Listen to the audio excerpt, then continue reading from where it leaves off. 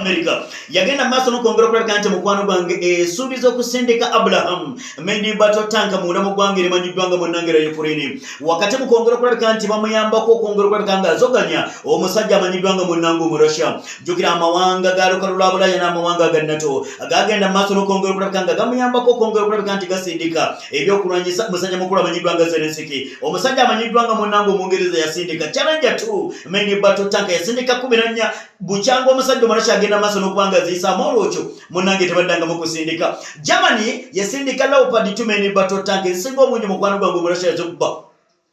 Omumerika kabeja nagenda maso no kongera kulabanga mukwano gwange na yasubizanga kuotegane mu Faransa gwange na Poland already abo basindika datanka omurasha naganti olabate tukubaziri atolo kakati munango mu America yasindika Abraham Medi Battle Tank asatu mwemu munda mu gwange limanyiddwanga mu nnangera ya Ukraine erogeno kokakana ko Abraham Medi Battle Tank tezasoka kulabwako ng'omusajja mu America agenze maso no kubanga zitisa mu battlefield kati ko mawulire agongero kulabika nti mukwano gwange gajje gotegeza tanka zo musajja amanyiddwanga mu America nyingi zigenze maso no kubanga zikubidwa ekitufu kinini tezikyabera asatu mwemu already nezemo mu Russia agenda damaso no kongera kulabika nga zitwala ku mu Russia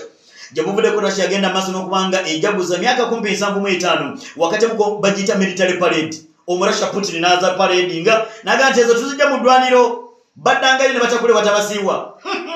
kakati batogezeza kamikaze drones za basajja mamanyiddwanga mu nnanga wa Russia bwe batu bagenze maso no kubanga bakubye Abraham Medi Battle Tank eyo musajja amanyiddwanga mu nnango mu America era batageza mano tebakubye tanka yoka ne infantry fighting vehicles ziba motoka nwani oba ziyita armored fighting vehicles okusinzira ku mawulire agongera kulabika nti gajja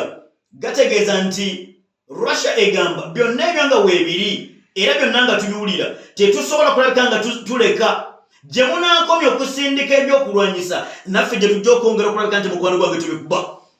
ng'emawulire agongedde okulabika nti gajja kyekiri kyenkugambye mukwano gwange ng'ennaku ku Sunday nnaku zombi zigenda kubeera 16 tugenda kubeera waleero ku Sports Arena Carlos Production mukwano gwange bino tetusobola kulabika nga guba musango mulope ono waka kalwe tasobola kulabika nga amuleka jangu mukwano gwange bingi bitugenda okwongera kulabika nga tutegeera ebifa mu ddwane mu Ukraine nga bwe tutambula olutalo ebyokulwanyisa ebyongedde okulabika nga bireeteddwa tujja bitegeera ng'obirabako n'amaasogo tanka Russia ziyagamba n'ebyokulwanyisa byonna byawamba mu lutalo n'abitwala mu Ukraine military parade y'eggwanga Russia ku lunaku olw'Essande tugenda bikulaga saawa 8 n'ensonga endala Gaza tusobola kulabika nga tumukusulya byonna ogenda kubanga mukwano gwange obitegeera njogera bino ompuliriza ku Power of Africa Radio eggwanga limanyiddwanga erya Russia nga bwe likyagenda maaso n'okubanga lizoganya omusajja amanyiddwanga mu Ukraine yege nti niye Russia weyita ki Ukraine esindise n'ekuba ewali missile launchers ez'eggwanga erya Russia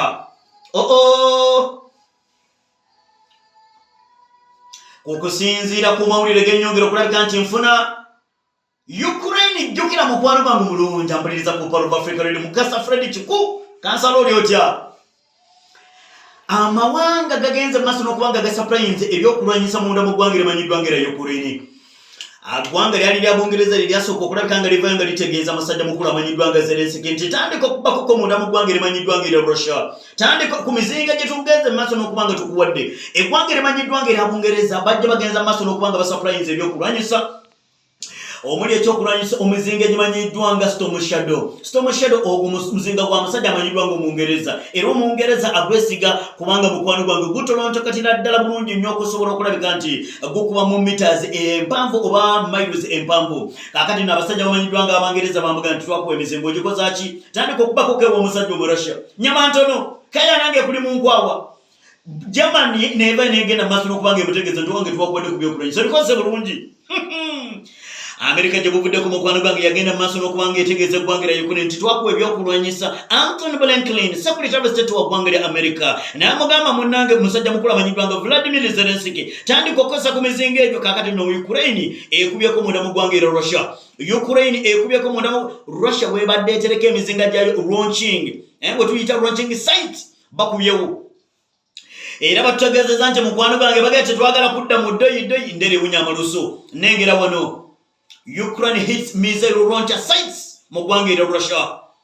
katulabe jiyinza kubanga gikubya kilometers mmeka mu ggwanga erimanyiddwanga mukwano gwange erya Russia batutegeza mu kibuga ekimanyiddwa nga Kharkiv jogina nti mu kitundu kino ekye Kharkiv abasajja abamanyiddwa nga barashe gye buvudde ku bagenda mu maaso n'okwongera okulabika nga bakuba wakati mu kwongera okulabika nti mukwano gwange bafunza kaakati nno munnange kusinziira ku nteekateeka batugambye nti bw'ova ku booda emanyiddwa nga Kharkiv ey'eggwanga erimanyiddwa nga era Ukraine otambula kilometers ntono nnyo oba oli munda mu ggwanga era Russia kaakati nno munnange egimu ku mizinga nga nkola ya musajja mu America gikubye missile sites z'eggwanga erimanyiddwa nga era Russia ku booda eyawula Ukraine n'eggwanga erimanyiddwa nga era Russia Ukraine Zelensky agenti era kale era kale mama ngate okubyeko omusajja nti era kale omusajja agenti era kale tezifudda dda na lusogo nyama ntono okayane kuli mu nkwawa mugamba wendi wano sisobola gaza okusingako wano linda ko tulabe gali wano baba gali wano gatutoogananga bukolwa waliwo ennyonyi y'eggwanga era Russia egudde waliwo ennyonyi y'eggwanga era Russia egudde Su-34 bomba ate ennyonyi nwanyi supersonic bomba ya ggwanga era Russia lindako nga nkusiibula wano katono bino oteekeddwa okuba nga obifuna nkugambye ku lunaku lwa Eid inshallah bujja kuba musango mulope bino byonna bwe tutabikuwa kalula akwatemu nga nange benkwatamu n'ensonga endala nnyingi ogenda zitegeera kazo production ogimanyi nkugambye Russian Su gite Su-34 supersonic bomba ne pilot afiriddemu mu mambuka mu ggwanga erya Russia Ministry of Defense Ministry etegeezezza nti supersonic bomba ya ggwanga erya Russia egudde mu nsozi ez'eggwanga erya Russia waggulu bategeeza nti ennyonyi eno ebadde eva ku mission munda mu ggwanga era Ukraine ng'eva kuzoganya kaakati ebadde eddayo mu nsozi n'eremerera omugoba waayo ennyonyi eno mukwano gwange akadde kangama nkusiibule zimu ku nnyonyi Russia ze yakozesanga munda mu ggwanga erya Syria ne zizoganya Islamic State of Iraq and Levant era ze zimu ku nnyonyi Omurussia zabadde akozesa munda mu ggwanga erya Ukraine ng'akuba Su-34 etula mba pilot babiri nzito mu kuteekebwako egimuko ku mizinga zite zibomu n'emizinga egy'enjawulo Russia ebadde egenda maaso n'okubanga ezikozesa egiyambako okwongera anange lengera ku lunaku olw'esana inshallah mukkirize mbasibulire wano omukyalo w'embala waali amaze okuba nga atuuse omukyalo w'embala oli utya omukyalo w'embala wasuze bulungi ali atya muninkino kubanga omukyalo w'embala kutegeera nti oli wambala ala kiri kunyonyodde ejjero kirwango ntino kino kigambye ejjero kirwango kubeera ow'embala tekitagisa kuba na musajja yekka osobola okuba ow'embala nga tolina mwami osobola okuba utya ubeera otya ow'embala nga tolina mwami siya mama ow'embala okubula omukyalo kale omukyalo w'embala bwabeera ozanya nogo omukyalo w'embala akuma n'asiiba afumba bulungi n'ajjula posi nga bali mu kusiiba kati ffe bayita abasajja ab'embala nti ng'oli mufumbo ng'olina omanye ebitendo by'omuntu ow'embala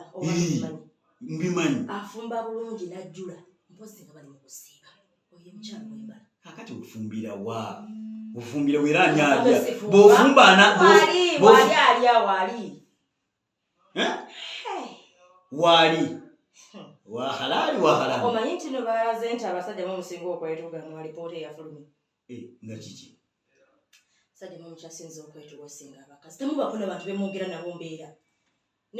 naye kakati munawo kugenda mukyalawo mumuwoze muli bambala kwa mulina abakyala mwogera nabo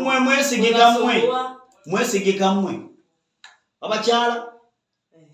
timwesigika muli bazibu abakyala omanyi nti ne mama wabe naye mwali okumanya abakyala timwesigika ozaala omwana wa neiba n'akula omusajja n'amuwerera n'amukola atya naye ng'olinda baafu esooka onyonnyola omwana aba wa kitanda wananyini kitanda lwaki olinkiriza nti waaweeri nolaba omutwe gw'omwana ogende guno omutwe nga tetugulina ewaffe nenyino nga tetugirina munonooza nnyo ebitabakwata ayinza okuba yamutunuulira nnyo nga ndittu obawulira ayinza okuba yamutunuulira nnyo